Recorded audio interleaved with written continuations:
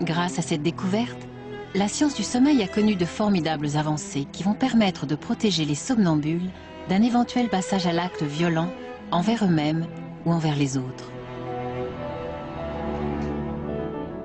Outre Montpellier, l'autre grand centre de recherche se trouve à Paris, à l'hôpital de la Pitié-Salpêtrière. L'unité du sommeil est sous la direction du docteur Isabelle Arnulf. Voilà, donc en sommeil profond, avec des grandes ondes lentes ici.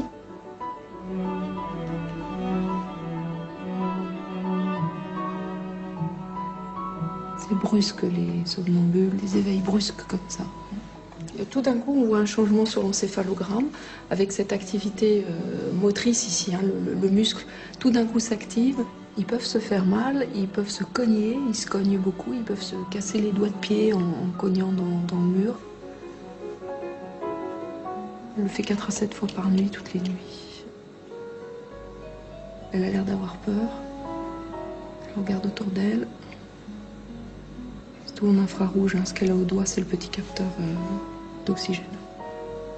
En général, ils ont un assez bon repérage des lieux. Ils ont les yeux ouverts, les somnambules, hein. Donc, ils trouvent les poignets, ils trouvent les clés quand elles sont cachées. C'est pas tant qu'elle ne voit pas, non, ni c'est sa mémoire. Elle sait. Elle a des cellules de lieu. Elle sait. Elle a une mémoire spatiale de sa chambre et du reste autour d'elle. Donc elle a les yeux ouverts, mais en fait, on voit rien. Ils ne voient pas très bien et ils interprètent mal ce qu'ils voient. C'est bien le problème s'ils rencontrent quelqu'un. Les patients en sommeil lent profond peuvent faire des choses qu'en veille, ils ne feraient pas. Je me rappelle d'un patient qui s'est fracturé le fémur parce qu'il est tombé de sa gouttière la nuit, à 2 h du matin. Et quand il a vu cette gouttière tomber, il s'est dit, mais c'est pas moi qui ai monté dessus. Parce que jamais en veille, il va monter sur une gouttière en plastique au 2e étage de sa maison, auquel cas il est sûr qu'il va tomber. Ils ont une vision de leur environnement qui est certainement différente de la vision qu'ils ont pendant la veille. Parce que sinon, le patient, quand il va marcher sur la gouttière, il va se dire « je vais me casser la gueule, donc je n'y vais pas ». Donc ils ont une vision qui est probablement peut-être tridimensionnelle, mais qui n'a pas de repère sur la notion de risque, de connaissance, de danger, de réalité finalement. C'est une vision virtuelle.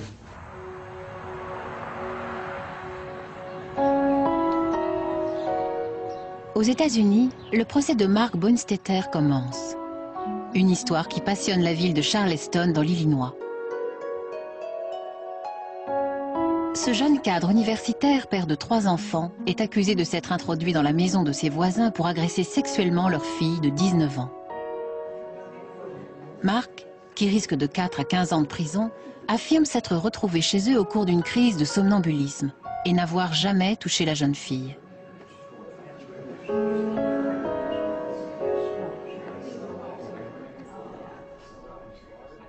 Appelée à la barre, la victime supposée décrit la nuit en question.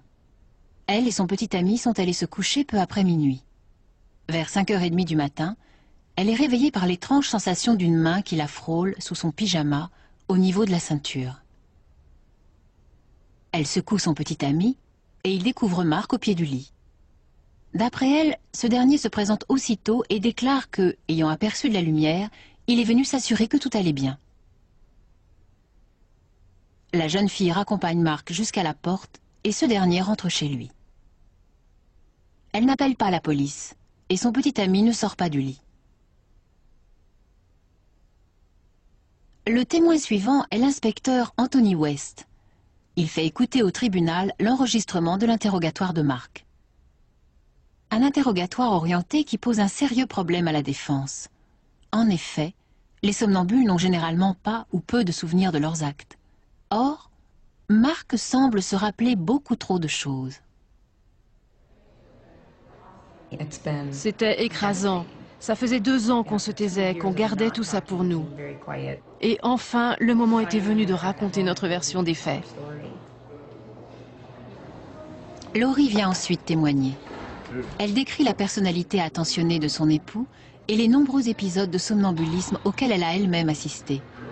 Elle dépeint également l'état de stress et d'épuisement où les avait plongés la naissance de leur dernier enfant et la récente promotion de Mark. autant de déclencheurs potentiels du somnambulisme. Le somnambulisme naît d'un déficit. Le docteur Rosalind Cartwright, qui a examiné Mark, est l'une des plus grandes spécialistes américaines du sommeil. Rayford Pellegrino lui a demandé de comparaître en tant qu'expert pour la défense. Privation de sommeil plus, en l'occurrence, un excès de caféine ou bien un bruit. Si j'ai bien compris, Mark a entendu un bruit, mais pas Laurie. Donc, soit il a imaginé ce bruit, soit il y a bien eu un bruit et ça l'a réveillée avant elle. Il se réveille souvent au bruit des enfants, parce que même en dormant, il est attentif à ce qui se passe. Donc il avait les trois, privation de sommeil, bruit, stress. Une vraie incitation au somnambulisme. Ça me plaît comme expression. Enfin, c'est au tour de Mark de déposer.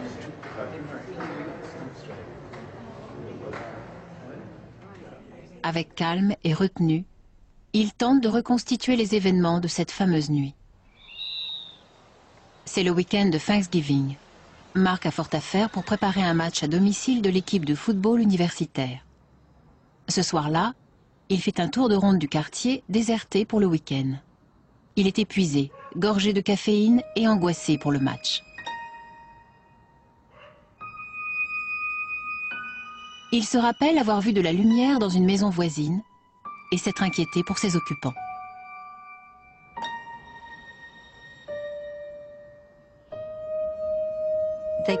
Ils voient très bien. Ils ne trébuchent pas, ils ne tombent pas dans les escaliers, ils peuvent conduire.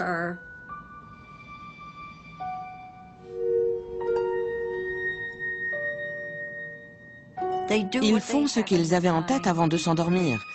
Et ce que Mark a en tête, c'est qu'il est responsable de la sécurité du quartier. Au tribunal, Mark déclare qu'il se rappelle s'être retrouvé dans la chambre de la victime supposée et avoir essayé de lui expliquer sa présence. L'adjoint au procureur, Mick McEvoy, le harcèle de questions. Il veut lui faire dire qu'il a plus de souvenirs qu'il ne l'affirme. Mais Mark explique qu'il était confus et que les détails de cette nuit-là sont flous. À la fin de cette journée éprouvante de témoignages contradictoires, il ne reste plus qu'à laisser parler la médecine. Le docteur Cartwright saura-t-elle convaincre le jury que le somnambulisme est une maladie reconnue, légitimement invoquée par la défense? Le sommeil peut empêcher le souvenir. La grande question est, quel était son degré de conscience au moment des faits? Certaines personnes ont des comportements répétitifs. Marcher jusqu'à sa voiture, passer la porte de chez soi, monter en voiture, tourner la clé, passer une vitesse, conduire sur une courte distance. Toutes ces choses sont parfaitement possibles en état de somnambulisme. Dans certains cas, c'est une défense parfaitement plausible.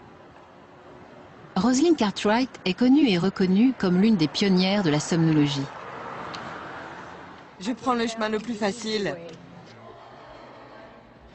L'accusation a beaucoup insisté pour savoir ce que Mark se rappelait réellement et ce qu'il croyait se rappeler parce qu'on le lui avait raconté. Il n'y a aucun moyen de le savoir.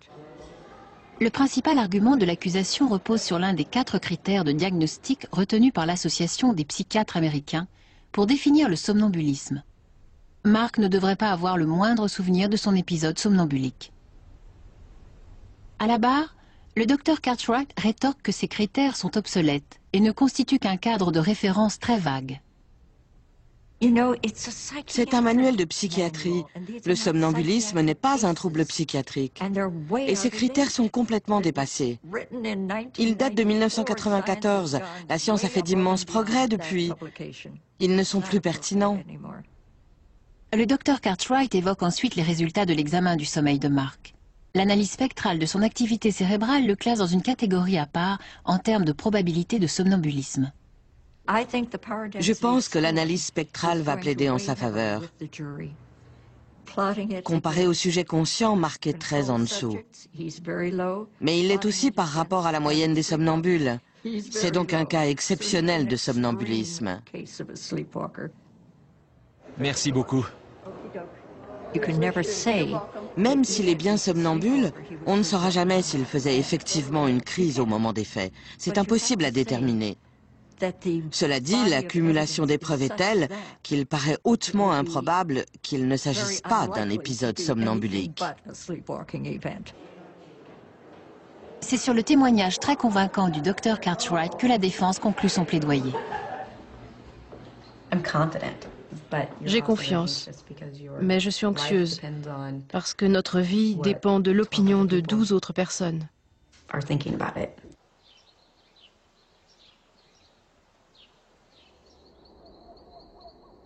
Il y a des études très bien faites au Canada qui ont privé des gens de sommeil pendant 32 heures. Ça déclenche des épisodes de somnambulisme chez des gens qui n'en avaient jamais fait. Donc on voit que la privation de sommeil va entraîner un rebond de sommeil lent profond, plus de sommeil lent profond. Après on met un bruit dans la pièce, les gens sont en énorme pourcentage de sommeil lent profond. Ça peut déclencher le somnambulisme chez des gens qui étaient indemnes de tout ça. Il y a aussi une notion très importante, c'est de bien diagnostiquer le somnambulisme, surtout quand il est fréquent et répété toute la nuit, surtout si ce n'est pas que en sommeil lent profond, diagnostic différentiel avec l'épilepsie frontale. Parce que ce n'est pas le même pronostic, ce n'est pas les mêmes investigations, ce n'est pas le même suivi et pas le même traitement. Il est 5 heures du matin dans le New Jersey. Dans le silence de la nuit, un autre patient essaie aussi de trouver des réponses. Depuis plus de 4 ans, John est incapable de dormir une nuit entière.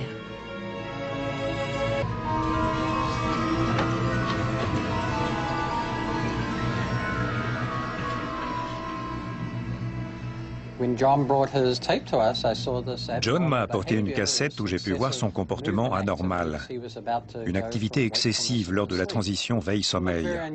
C'est très inhabituel. Il faut donc déterminer s'il s'agit de troubles neurologiques, car on sait que certains troubles moteurs et épileptiques peuvent provoquer des comportements anormaux pendant le sommeil. Et le phénomène peut aussi être d'origine psychologique.